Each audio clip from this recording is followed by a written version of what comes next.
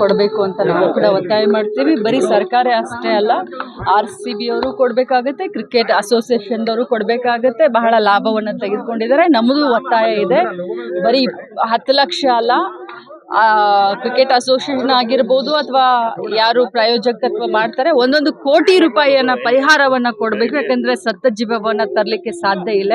ಎಷ್ಟೇ ಪರಿಹಾರ ಕೊಟ್ಟರು ಕೂಡ ಸತ್ತ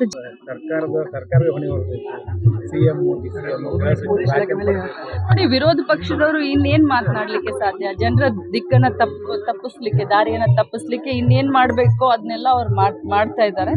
ಬಟ್ ನಮ್ಮ ಹಿರಿಯರಾದಂಥವರು ಎಲ್ಲರೂ ಏನೇನು ಉತ್ತರ ಕೊಡಬೇಕೋ ಅದು ಉತ್ತರ ಕೊಡ್ತಾ ಇದ್ದಾರೆ. ಈಗ ಪ್ರಸ್ತುತ ನಮಗೆ ರಾಜಕಾರಣದಕ್ಕಿಂತ ಯಾಕೆ ಈ ರೀತಿ ಆಯಿತು, ಆಗಬಾರ್ದಾಗಿತ್ತು, ಅದ್ರ ಬಗ್ಗೆ ನಮ್ಮ ಚಿಂತನೆ.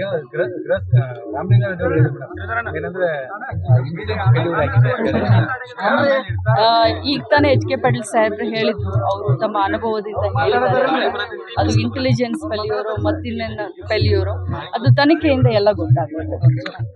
ಕೊಡಬೇಕು ಅಂತ ನಾವು ಕೂಡ ಒತ್ತಾಯ ಮಾಡ್ತೀವಿ. ಬರೀ ಸರ್ಕಾರ ಅಷ್ಟೇ ಅಲ್ಲ, RCB ಅವರು ಕೊಡಬೇಕಾಗುತ್ತೆ, ಕ್ರಿಕೆಟ್ ಅಸೋಸಿಯೇಷನ್ದವರು ಕೊಡಬೇಕಾಗುತ್ತೆ. ಬಹಳ ಲಾಭವನ್ನು ತೆಗೆದುಕೊಂಡಿದ್ದಾರೆ. ನಮ್ಮದು ಒತ್ತಾಯ ಇದೆ, ಬರೀ 10 ಲಕ್ಷ ಅಲ್ಲ, ಕ್ರಿಕೆಟ್ ಅಸೋಸಿಯೇಷನ್ ಆಗಿರ್ಬೋದು ಅಥವಾ ಯಾರು ಪ್ರಾಯೋಜಕತ್ವ ಮಾಡ್ತಾರೆ 1 ಕೋಟಿ ರೂಪಾಯಿಯನ್ನ ಪರಿಹಾರವನ್ನು ಕೊಡಬೇಕು. ಯಾಕಂದರೆ ಸತ್ತ ಜೀವವನ್ನು ತರಲಿಕ್ಕೆ ಸಾಧ್ಯ ಇಲ್ಲ.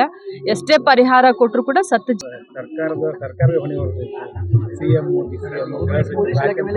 ನೋಡಿ, ವಿರೋಧ ಪಕ್ಷದವರು ಇನ್ನೇನು ಮಾತನಾಡಲಿಕ್ಕೆ ಸಾಧ್ಯ? ಜನರ ದಿಕ್ಕನ್ನು ತಪ್ಪಿಸ್ಲಿಕ್ಕೆ, ದಾರಿಯನ್ನು ತಪ್ಪಿಸ್ಲಿಕ್ಕೆ ಇನ್ನೇನು ಮಾಡಬೇಕೋ ಅದನ್ನೆಲ್ಲ ಅವ್ರು ಮಾಡ್ತಾ ಇದ್ದಾರೆ.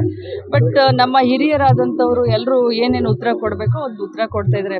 ಈಗ ಪ್ರಸ್ತುತ ನಮಗೆ ರಾಜಕಾರಣದಕ್ಕಿಂತ ಯಾಕೆ ಈ ರೀತಿ ಆಯಿತು, ಆಗಬಾರ್ದಾಗಿತ್ತು, ಅದ್ರ ಬಗ್ಗೆ ನಮ್ಮ ಚಿಂತನೆ.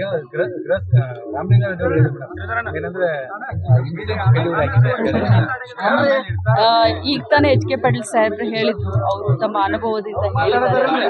ಅದು ಇಂಟೆಲಿಜೆನ್ಸ್ ಫೇಲ್ಯೂರು ಮತ್ತಿನ್ನೇನು ಫೇಲ್ಯೂರು, ಅದು ತನಿಖೆಯಿಂದ ಎಲ್ಲ ಗೊತ್ತಾಗುತ್ತೆ.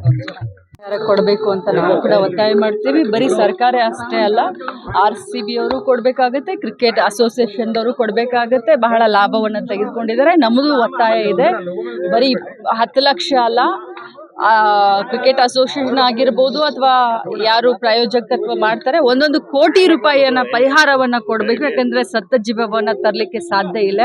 ಎಷ್ಟೇ ಪರಿಹಾರ ಕೊಟ್ಟರು ಕೂಡ ಸತ್ತ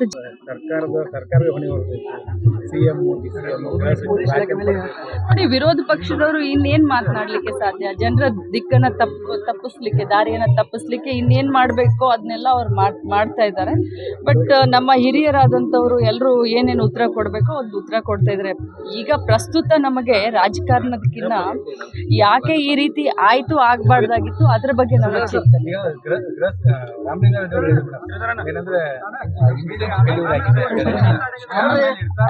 ಈಗ ತಾನೇ HK ಪಾಟೀಲ್ ಸಾಹೇಬ್ರು ಹೇಳಿದ್ರು, ಅವರು ತಮ್ಮ ಅನುಭವದಿಂದ ಹೇಳಿದ್ದಾರೆ.